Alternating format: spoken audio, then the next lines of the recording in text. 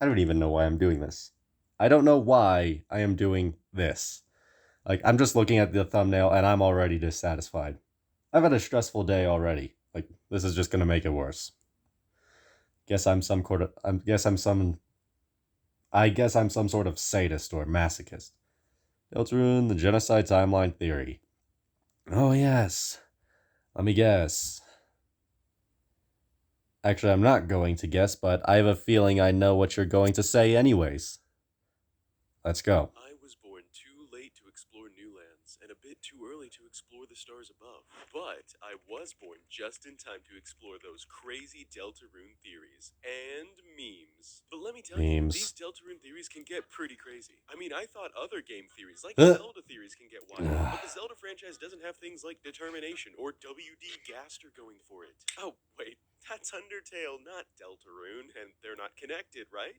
So, I'm not you legally totally can't required even to believe what I'm about to comment say. on that. If you've played Deltarune's brand new Chapter 2, then no worries, you can safely watch everything in this video without concern for spoilers. But if you haven't played Chapter 2, or Chapter 1 for that regard, and are concerned about spoiling the story, then consider this your one and only spoiler warning for the entire video. Now, with Okay, that out of the off to way, go I want to watch bring 10 attention hours to of one very gameplay. particular, very peculiar detail that's brand new in Deltarune Chapter 2 specifically. I'm assuming that most of you watching this are familiar with Undertale and the characters from that game that are making But their of appearance in the course. world of Deltarune. In fact, pretty much everyone has resurfaced in the new game at this point except for one extremely major character, Asriel.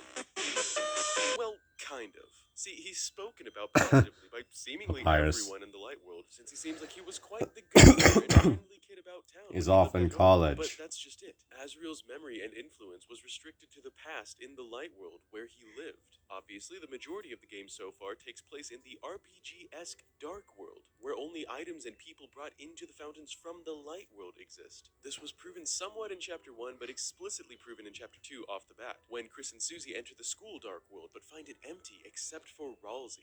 Ralsei asks Kris to go back to the light world and grab a bunch of cards and board games, and when Kris returns, bada bing Yeah, bada boom, the have the dark ball world of trash on also your head and stole you those just things call and Toriel. people. Going off of this fact alone, you might be tempted to think that the dark world isn't a real world at all, but rather just good old youthful imagination from some school classmates using items and toys around them. I I mean, Kris is a digress. huge fan of D&D, and Mostly. Susie and Noelle continually refer to the dark world as a dream in their Ferris wheel ride. But due to seveal other factors, we know I that must while the dark world dance. might feel like Let a us fake dance world like no influenced one and is destroyed by shooting its at us. location and contents in the light world, it is in fact a real world that multiple people can go to and experience and remember after the fact, and in some cases carry their experiences with them to the light world. If you continue Yes. down the alternate route, aka the weird route, aka the Snowgrave route, you get proof of this because Noelle used Snowgrave, a lethal ice attack that the route is named after, on the party's fellow classmate, Yeah, Birdley, and then it Birdley doesn't kills him, wake up. or at least completely incapacitates him,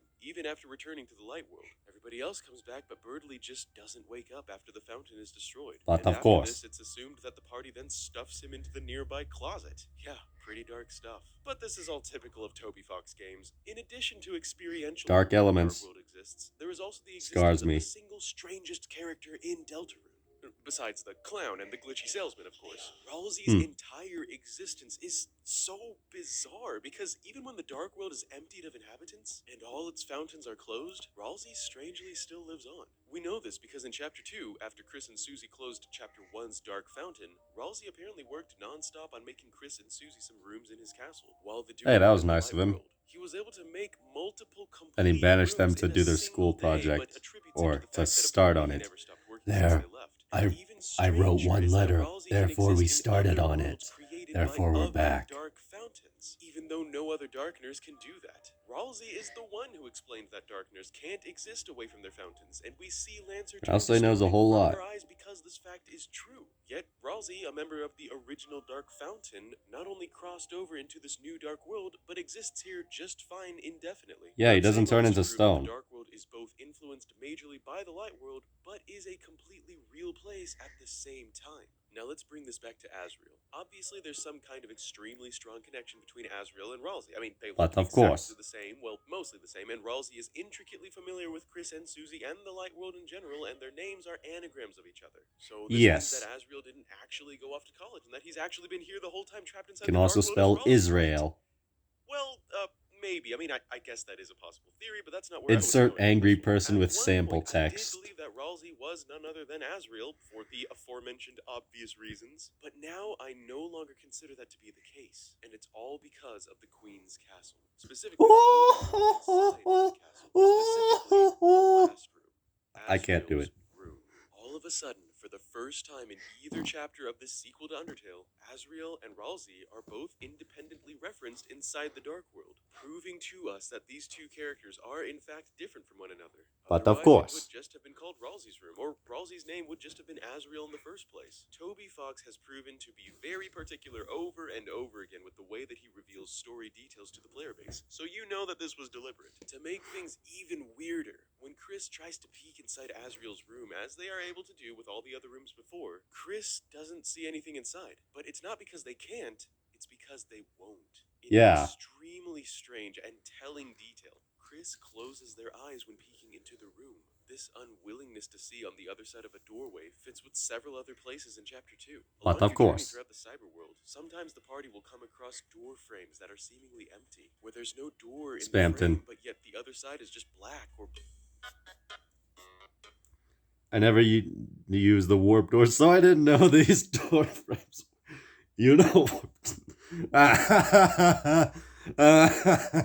You seriously. Oh my god. Well, fair enough.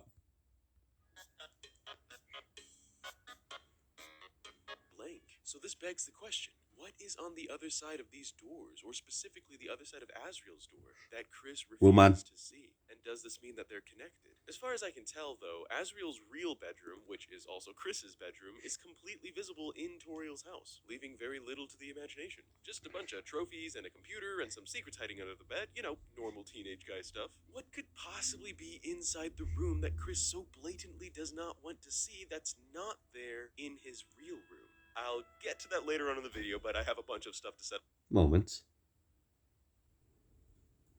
up first so that it'll make sense. See, Toby and team placed that door here, in Chapter 2, wanting players to see it and read that Asriel has officially and for the first time not only been referenced in the Dark World, but is a different person than Ralsei altogether. The puzzle that I think we need to tackle first isn't the contents of Asriel's Dark World room just yet, but rather Ralsei. Like I mentioned earlier, pretty much everything about Ralsei is weird. His permanent existence within the Dark World without having a Light World counterpart, his detailed knowledge of Kris and Susie and the schoolhouse layout in the Light World, and his ability to exist away from his own Dark Fountain or without it entirely. And the mystery of Ralsei Also, is pretty side much note that unsolvable Ralsei until doesn't really have you like see what happens at the Asriel end of magic Chapter much. He 2, just when he reveals heals to and us that attacks the with a Roaring scarf. Knight, the blade-wielding Dark Fountain opener, is probably none other than Kris themselves. Or, I guess, Kris's body, maybe? The part of Kris that doesn't include you, the player, the soul. All of a sudden, Ralsei's existence begins to make a little bit of sense. See, Kris creates dark fountains where they were not previously located.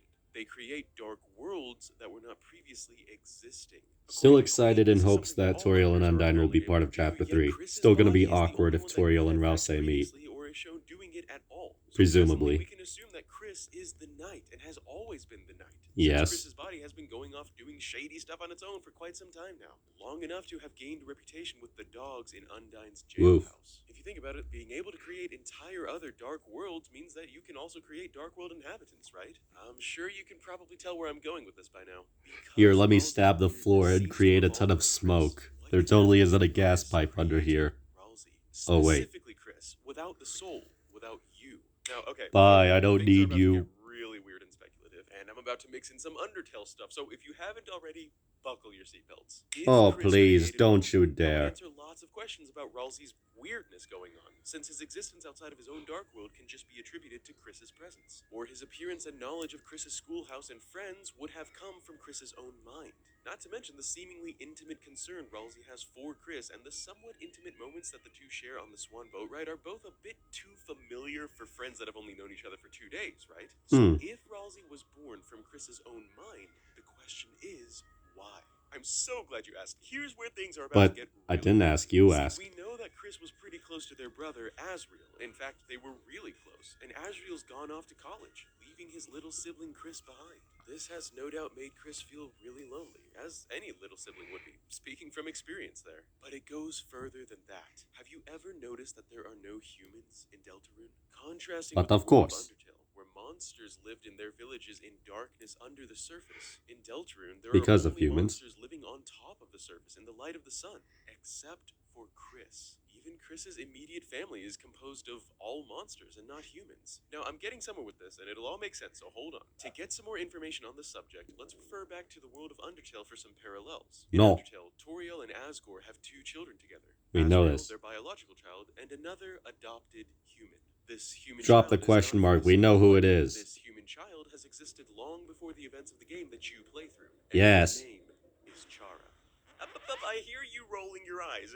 Before you get too You turned can't off at hear me confusing visibly Chara and roll my humans, eyes, which just I'm watch not till even the end. doing. This will make sense, I promise you. As No. many fans have pointed out, since day one, Kris from Deltarune shares many blatant similarities to Chara, although appearing to be a slightly Oh older yes, version of they the look original similar. character. They While both the wear color black is green. used to They outline have brown objects in hair. They're Deltarune, adopted by the Kris's sprite's Dreamers. dark tones are colored in with a dark brown instead of black, similarly to Chara. The single striped green and yellow sweater shirt that Kris wears is also of a similar style and color to Chara's single striped green and yellow sweater shirt. What's your and point? Their hair is worn very similarly as well. What's Not to your mention point? The creepy smile that Kris flashes sometimes, or the iconic knife that they wield sometimes, like Chara never received a knife in Undertale whatsoever. Like, when she dropped into the underground, Toriel hid the knives so she couldn't stab herself. Then, when Chara was a ghost and she was brought back from Genocide, she still didn't show any signs of having a knife. I mean, I'll bite into the idea considering she used the slash that you use when you stab someone with a knife, but no. And also, yeah, so what about the smile? Chara was known for, but there's no No. way this is Chara, right? I mean, from Toby's own words on the Deltarune website, Yeah, exactly. Deltarune They is are not the associated. world of Undertale, right? I mean, he says that deliberately. Well, let's read into what he says a bit more. See, it was always so strange to me that Toby would say so much to say so little. If it was as simple as, no, it's a different universe, then why not just say that? Instead, he kind of dances around and confirms that there are connections between the two worlds and says specifically that if people were happy in Undertale, they'd still be happy there now. He also emphasizes that specifically Undertale's ending has been left untouched, and that Deltarune is meant for people who have completed Undertale as a spiritual sequel to the former. Let me ask you a really serious question. No. Do you remember what happens at the end of Undertale's Genocide? Why wouldn't I? Do you remember that you, the player, Frisk, gave Chara your soul? Sorry, I never did Genocide. How Chara was able to reset the universe isn't really important here. I mean, maybe they partnered up with Gaster, who's shown to be speaking at the beginning of the new universe. Okay, of Deltarune, that's a lie, I but did. That's another theory entirely, so let me know if Well. you'd like for me to go into my thoughts on that particular subject in another follow-up video to this one. Anyway, it is a fact that Chara has reset the world and has received your soul, the Yes. player's soul, at the end of the Genocide route. Yes. You might say that the world was reset and is immediately replayable by opening the game again, which is a closed case, which does happen, but do we honestly think, for 1 second, that Chara, as evil as they are, cares so much? What the fuck did you just say? You know what?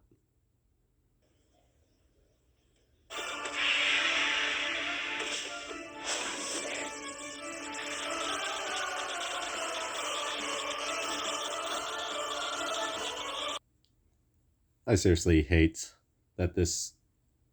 I seriously hate that Chara abuse exists. Cares so much about you, the player, that they would reset the world of Undertale only back to when Frisk fell down in the underworld? No. I think that maybe Frisk falling into the underworld is somewhat of an inevitable future, or maybe just a closed time loop. But I think that Chara ultimately resets the world back to when Chara was happy with it, when Chara lived with Asriel and their parents, and Chara asked for your soul because it was necessary for them to come back to life and live once again in the past with their family. And once That's this what I would happened, want. their name was changed from Chara to Kris, which is almost Frisk, but not quite. That Since Chara that was reborn sounds as Kris in their stupid. original time with all the knowledge of what happened the first time around, what if Kris was able to avoid becoming terminally ill as Chara and instead is able to do what they wanted to do in the first place with the power of Frisk's soul? And after Kris destroyed the No. humans, they moved their family and the other monsters to Chara's original village with the golden flowers and trees instead of remaining underground, and sealed the doorway shut, explaining the mysterious That is door to not south even of the village, doorway. and which is why Besides, Kris is if you apparently turn the up, only one who knows.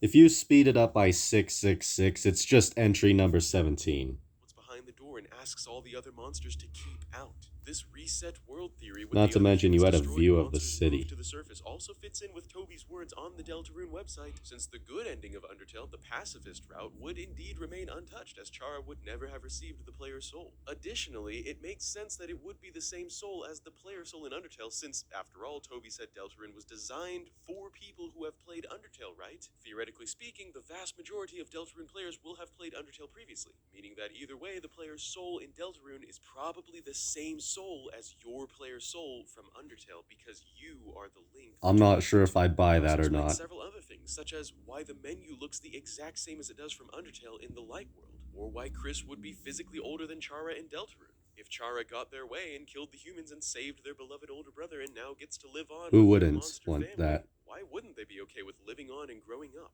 And they were, until Asriel left. Yeah, I his think skin that got this is somewhat the key yellow. for this entire theory. When Asriel left Kris behind, Kris's body, Chara, couldn't take it. They needed Asriel, their only emotional link to this world, so they did something about it. They removed you, Frisk, the player's soul, from their body, once again becoming Chara and wielding their iconic knife. But because they need a soul to live, they slump around heavily like a zombie and can't last too long without reclaiming their player's soul, which is what they needed to live again in the first place. However, Chara is able to function freely long enough to create dark worlds, which are literal RPG worlds full of imagination, just like the D&D games Kris and their brother used to play, which is what they miss so much, and then created a clone of their brother to play with, Asriel, reborn as Ralsei, in the image of when they first met Asriel as a younger monster, when Chara first fell down to the underworld. Only Chara named Ralsei Ralsei instead of Asriel because their brother's real name would remind them of the reality, which is that Asriel is gone,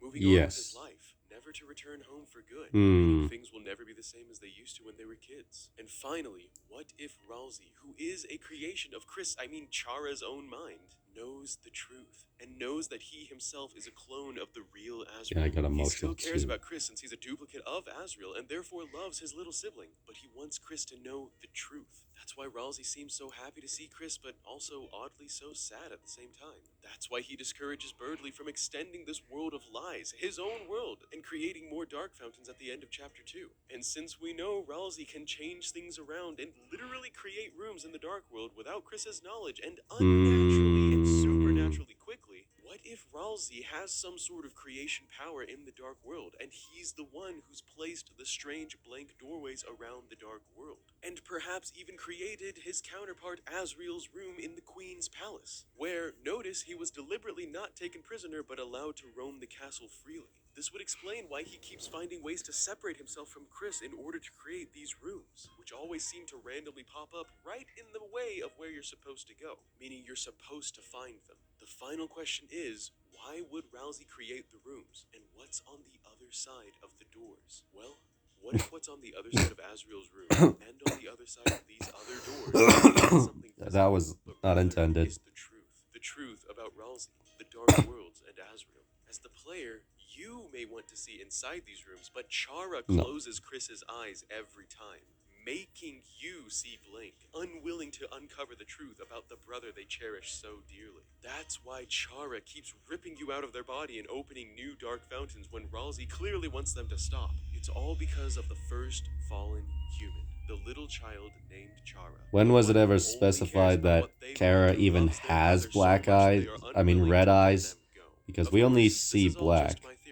Do we really even? We don't see any red whatsoever. Do you think any of it carries water? Is Kris really Chara reborn with the player's soul that was given to them at the end of Undertale? And did Ralsei create Asriel's door of truth to force Kris to see the truth? Or is this all just another Undertale Deltarune theory fever dream? Of course Let it me know is. in the comments below. Also, huge thanks for watching. This was my first time covering Undertale or Deltarune on the channel, but as a huge fan of the series, I'd love to continue onward. Let me know if you enjoyed it and if you'd like to see more from me on this series. Also, please leave a like below if you liked the video and subscribe if you haven't already for much more geeky stuff to come. Huge kudos as always to my bandit crew, and I have an apology to make, actually. Dear Clifford Longhead,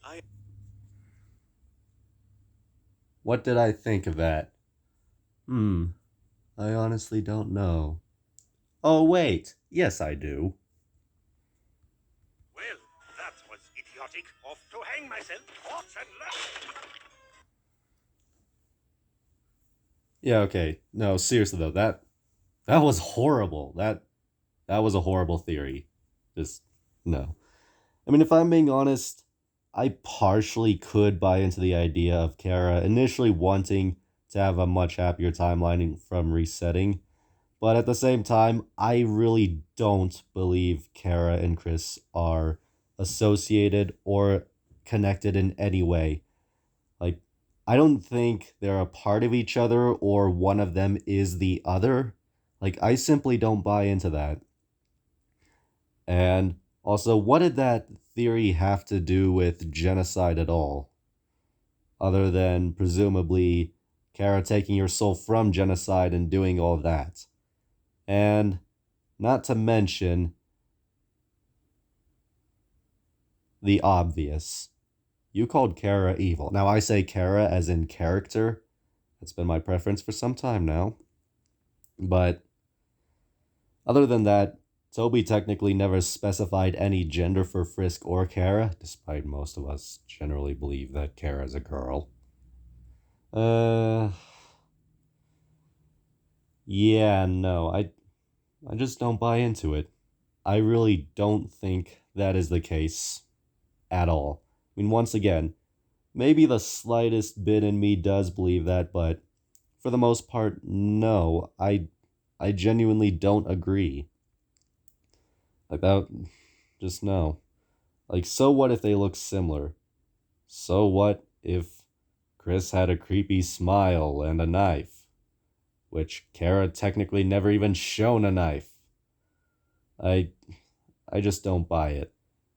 Not to mention, you can't just assume someone who looks evil is evil because of creepy looks. I mean, I no. Just no. Well, I guess I am some sort of masochist or sadist because I've been collectively making my day worse and worse. On purpose. Ugh. Let me just... Well, that was idiotic. Off to hang myself. Off and left.